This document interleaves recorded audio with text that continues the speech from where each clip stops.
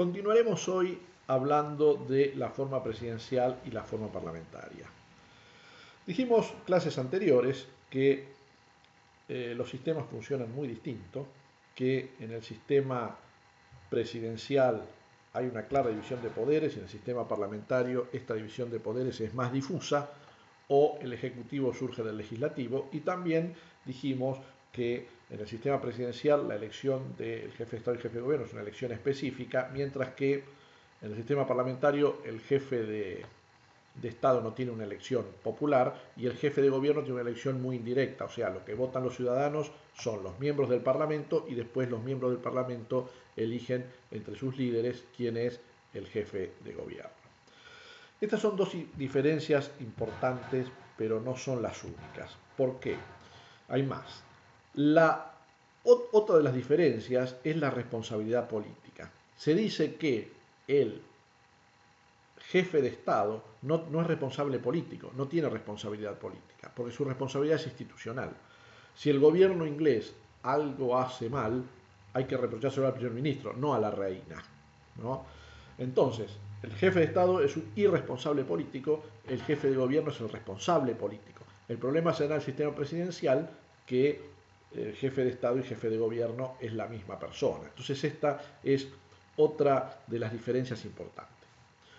Otra diferencia, y esto a los que vivimos en el sistema presidencial siempre nos llama la atención, es la función de los partidos y básicamente de la oposición en los dos sistemas.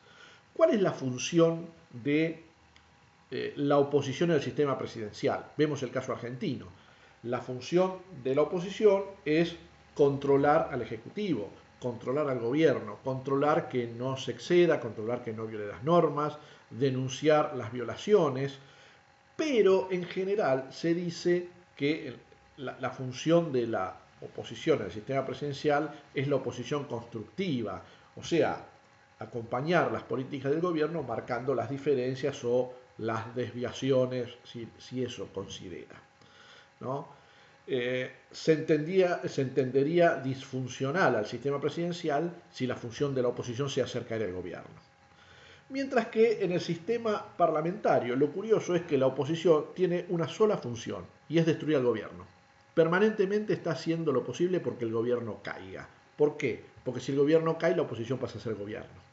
Entonces el juego es muy distinto, ¿no? La oposición en una forma parlamentaria tiene lo que se llama el gabinete en las sombras, o sea, tiene un gobierno preparado, ¿no? Y en los debates con el gobierno, por ejemplo, si habla el ministro del Transporte, le contesta de la oposición el ministro de Transporte en las sombras. Si hay una caída del gobierno, que esto puede ser en cualquier momento, la oposición ya está preparada para hacer gobierno, con todos sus ministros. Los que era el gabinete en la sombra pasa a ser el gabinete a la luz del día, ¿no? Y en todo caso el gobierno pasa a ser oposición, ¿no? Esto es algo que en la lógica presidencial por ahí no entendemos y tiene que ver más que nada con dos temas, que son los que vamos a analizar detenidamente ahora. Uno es la rigidez de los mandatos o la no rigidez de los mandatos. Y el otro punto es en la forma de separar del cargo al jefe de gobierno. Vamos al primer punto, la rigidez de los mandatos. La regla es que los sistemas presidenciales tienen mandatos fijos. Si uno mira el caso de la Argentina, ¿no?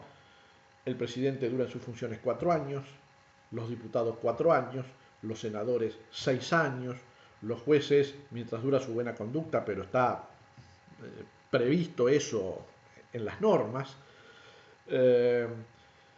Si uno se fija, el presidente argentino asume el 10 de diciembre y cesa su mandato el 10 de diciembre, 4 años después. No puede hacerlo ni un día antes ni un día después, ¿no? En el caso norteamericano es mucho más estricto porque no solo fija el día de asunción del presidente, sino la hora, a las 12 del mediodía del 20 de enero, ¿no? Entonces, la regla del sistema presidencial es que los mandatos son fijos. Los diputados duran 4 años, se renueva la Cámara por mitad, los senadores duran 6, se renueva por tercios. Está todo establecido en la Constitución cuánto va a durar en el poder cada uno. ¿Cuál es la regla del sistema parlamentario? Es que no hay mandatos fijos, ¿no? ¿Cuánto dura un primer ministro en, en el gobierno? Y lo que dura el apoyo del Parlamento. Pueden ser 10 días como 20 años, ¿no? Por ahí 20 años es muy exagerado, pero qué sé yo, el caso de Margaret Thatcher, que estuvo, si mal no recuerdo, 11, 12 años ininterrumpidos, ¿no? Y podemos citar casos como los de Italia, últimamente ha habido casos en España, donde los gobiernos duran apenas días porque no terminan de consolidar sus mayorías, ¿no? Entonces, es muy complejo el funcionamiento de la forma parlamentaria porque ¿cuánto duran los parlamentos? Uno es electo parlamento y dura mientras el parlamento no se disuelva, pero se puede disolver el parlamento y llamar a nuevas elecciones, ¿no? Entonces, la mecánica del funcionamiento del sistema parlamentario es muy distinta a la del sistema presidencial. Si le sumamos a que la idea o la función central de la oposición en el sistema parlamentario es hacer caer el gobierno, vamos a ver y cómo lo hace caer. Y acá tenemos otra de las grandes diferencias, es cómo hacer cesar en su mandato al jefe de gobierno, ¿no? En la forma presidencial, eh, obviamente, como el jefe de Estado es jefe de gobierno a la vez, sacar un jefe de gobierno es complicado porque dejamos al país acéfalo sin una cabeza que lo represente. Con lo cual, en las formas presidenciales, tenemos el sistema de juicio político o impeachment, como lo llaman los norteamericanos. ¿Qué es esto? Se establece un procedimiento muy complicado por el cual en el Congreso la Cámara de Diputados establece la necesidad de enjuiciar al presidente. Esto tiene que ser votado por una mayoría especial de 2/3 del total de los miembros. El presidente va a la Cámara y la Cámara se reúne con el Senado en Asamblea Legislativa y el presidente tiene derecho a defensa. El Senado se convierte en juez, ¿no? Y ese veredicto que da el Senado debe ser también por mayoría calificada de 2/3 del total. En esa sesión es tan importante que se involucra la Corte Suprema también. El presidente de la Corte preside la Asamblea Legislativa que va a destituir un presidente, con lo cual, además, para destituir un presidente tiene que haber un motivo grave, ¿no? Tiene que estar establecido, se lo destituye por esto, lo otro, y no puede ser algo trivial, tiene que ser realmente algo grave, tiene que haber una causa grave, que generalmente es mal desempeño, traición a la patria o alguna de estas características. Con lo cual, en el sistema presidencial, el juicio político es tan complicado, tan rígido, que en la práctica casi nunca funciona, ¿no? En la Argentina no hubo nunca se sustanció un juicio político a un presidente, ¿no? Sí algún vicepresidente, pero terminó antes del veredicto. ¿Qué pasa en la forma parlamentaria? Y esto es lo curioso. En la forma parlamentaria, la forma de hacer terminar el mandato del jefe de gobierno es mucho más simple. Se llama moción de censura. Cualquiera en el Parlamento levanta la mano y se pide una moción de censura y se vota. Si la mayoría decide que el jefe de gobierno se vaya, el jefe de gobierno se va. Si la mayoría decide que se quede, el jefe de gobierno sale fortalecido. ¿Tiene que haber causa? No. ¿Por qué? Porque la causa está implícita. Si la oposición tiene como función central hacer caer al gobierno, se sabe que cuando tiene los votos va a pedir la moción de censura y va a hacer caer al gobierno. Por otro lado, los jefes de gobierno tienen la posibilidad de pedir la moción de confianza o el voto de confianza. Es decir, cuando un presidente está débil, un jefe de gobierno, un primer ministro está débil y siente que tiene apoyo en el Parlamento, pide el voto de confianza para ampliar esa base de sustentación política, ese apoyo que necesita. Con lo cual, el procedimiento es muy fácil, es una simple votación, ¿no? Por eso que los gobiernos pueden terminar por una simple votación. Recuerdo, Margaret Thatcher dejó de ser primer ministro por una simple votación, ni siquiera del Parlamento, sino del partido del gobierno. Una interna del partido del gobierno perdió una interna y dejó de ser primer ministro, ¿no?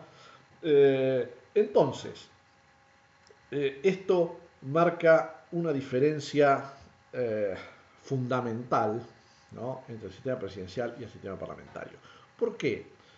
Porque en el sistema parlamentario, en realidad, si cae el primer ministro no pasa nada, porque la seguridad jurídica, la representación del Estado está en el jefe de Estado, que no lo afectan estas cuestiones.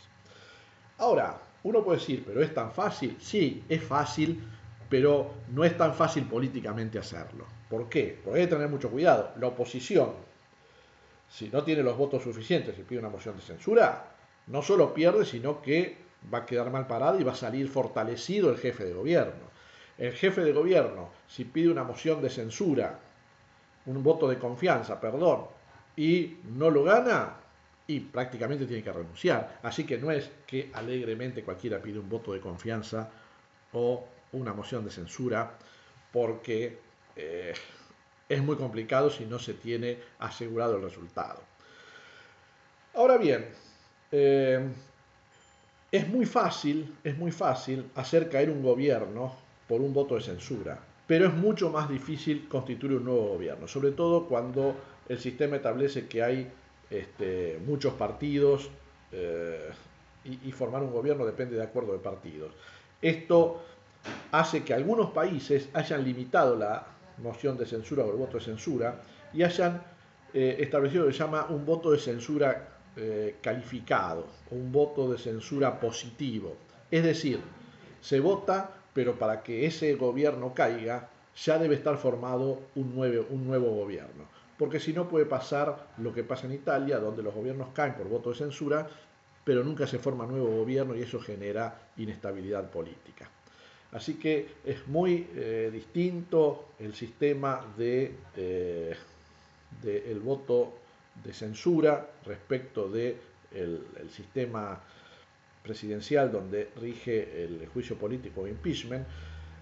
Entonces, de alguna manera, podemos decir que, para ir recapitulando, como en el sistema presidencial es muy grave dejar el país acéfalo, dejarlo sin jefe de Estado, se establece el sistema de juicio político, que es muy complicado, requiere grandes mayorías, requiere fundar el rechazo a que siga el gobierno, con lo cual nunca se llega a nada. En cambio, en el sistema presidencial, como el jefe de gobierno y el jefe de Estado están separados, cae el gobierno, no pasa nada, se ha establecido este sistema de voto de censura o moción de censura, donde es un trámite ágil, fácil y lo puede pedir cualquier parlamentario e inmediatamente se vota. Lo mismo el voto de confianza. Por eso es que es tan distinta la dinámica de un sistema como el otro, y esto es porque en el sistema presidencial la oposición no debe ser obstructiva del gobierno, debe acompañar y controlar, mientras que en el sistema parlamentario la función de la oposición es claramente acercar el gobierno.